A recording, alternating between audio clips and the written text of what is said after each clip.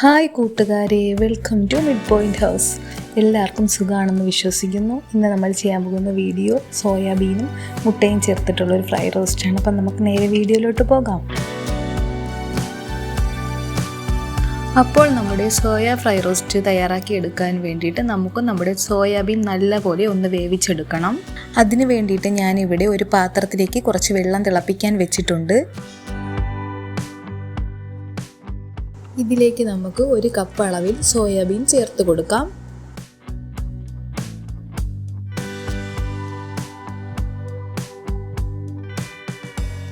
ഇനി നമുക്ക് ഇതിലേക്ക് ഇതിനാവശ്യമായത്ര ഉപ്പും ചേർത്ത് കൊടുത്തിട്ട് 2 മിനിറ്റ് നല്ലപോലെ ഒന്ന് തിളക്കട്ടെ. 2 മിനിറ്റ് ആയിട്ടുണ്ട്. കണ്ടോ, നല്ല രീതിയിൽ വെന്ത് കിട്ടിയിട്ടുണ്ട്. ഇനി നമുക്ക് ഇതിൻ്റെ വെള്ളമെല്ലാം മാറ്റിയതിന് ശേഷം കൈവച്ച് നന്നായി പിഴിഞ്ഞ് ഒരു ബൗളിലോട്ട് മാറ്റാം. ഇനി നമുക്കിതിലേക്ക് ചേർത്ത് കൊടുക്കേണ്ടത് 2 മുട്ടയാണ്.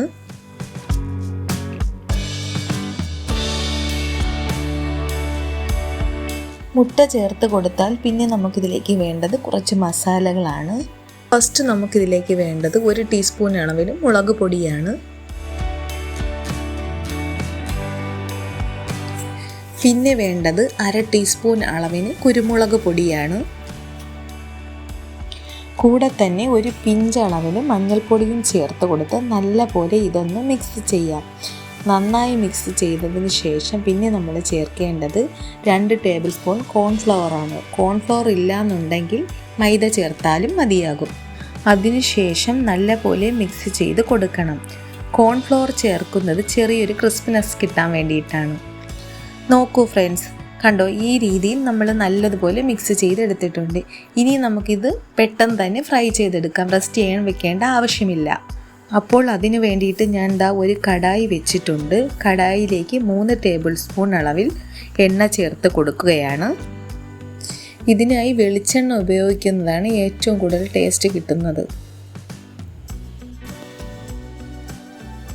ഇനി ഇതിലേക്ക് സോയാബീൻ ചേർത്ത് കൊടുത്ത് നല്ലതുപോലെ ഫ്രൈ ചെയ്തെടുക്കാം. 2 മിനിറ്റ് മാത്രം ഫ്രൈ ചെയ്തെടുത്താൽ മതി.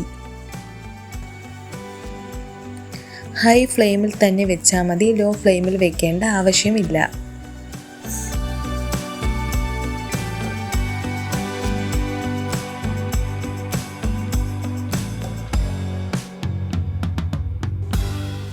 പെട്ടെന്ന് തന്നെ നമുക്കിത് ഫ്രൈ ആയി കിട്ടും.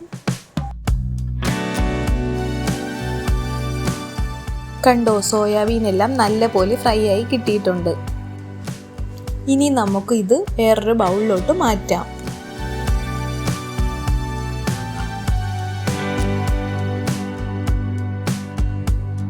ഇതിൻ്റെ മസാല തയ്യാറാക്കാൻ വേണ്ടിയിട്ട് നമ്മൾ വേറെ ഓയിൽ എടുക്കുന്നില്ല. ഇത് ഫ്രൈ ചെയ്ത ഓയിൽ തന്നെയാണ് മസാല റെഡിയാക്കുന്നത്. ഈ ഓയിലിലേക്ക് 1 പീസ് ഇഞ്ചിയും 6 അല്ലി വെളുത്തുള്ളിയും ചെറുതായിട്ട് അരിഞ്ഞത് ചേർത്ത് കൊടുക്കാം. ഇതൊന്ന് ചെറുതായിട്ടൊന്ന് വഴറ്റിയതിന് ശേഷം 1/2 ടീസ്പൂൺ ചെറിയ ജീരകം ചേർത്ത് കൊടുക്കാം.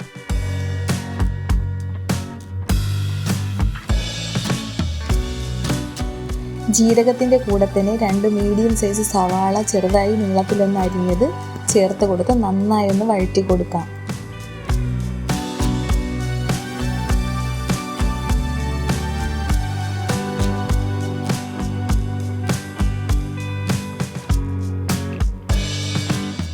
നോക്കൂ, ഈ രീതിയിലൊന്ന് കളർ മാറി വരുമ്പോഴേക്കും ഇതിനാവശ്യമായ ഉപ്പും ചേർത്ത് കൊടുത്ത് നല്ല രീതിയിലൊന്ന് വഴറ്റി കൊടുക്കണം.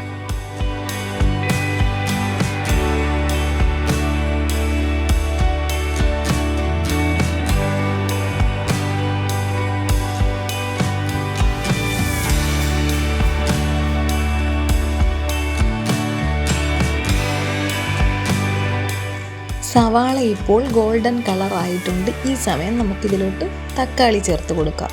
2 ചെറിയ സൈസ് തക്കാളി നീളത്തിനരിഞ്ഞതാണ് ചേർത്ത് കൊടുക്കുന്നത്.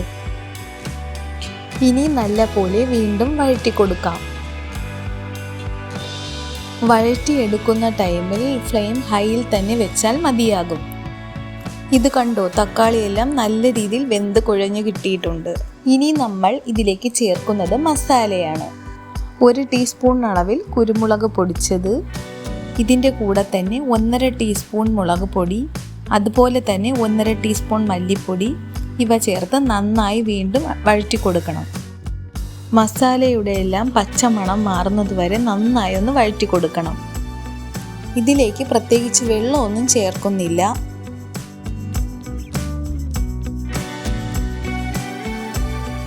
ഈ ടൈമിൽ 2 സ്പൂൺ ടൊമാറ്റോ സോസ് ചേർത്ത് കൊടുത്ത് ഒന്ന് ഇളക്കിയതിന് ശേഷം നേരത്തെ നമ്മൾ ഫ്രൈ ചെയ്ത് വെച്ചിരിക്കുന്ന സോയാബീൻ ഇതിലോട്ട് ചേർത്ത് കൊടുക്കാം.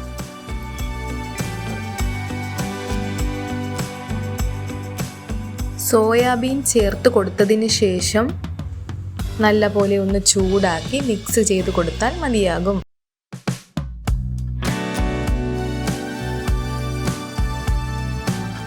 നോക്കൂ, നല്ലപോലെ മിക്സ് ചെയ്ത് എടുത്തിട്ടുണ്ട്. ഇനി നമുക്കിതിലേക്ക് 1 ടീസ്പൂൺ അളവിന് പഞ്ചസാര ചേർത്ത് കൊടുക്കാം. പഞ്ചസാര ചേർത്ത് കൊടുക്കുന്നത് എന്തിനെന്ന് വെച്ചാൽ ഇതിൻ്റെ എരിവും പുളിയും ഒന്ന് ബാലൻസ് ചെയ്യാൻ വേണ്ടിയിട്ടാണ്.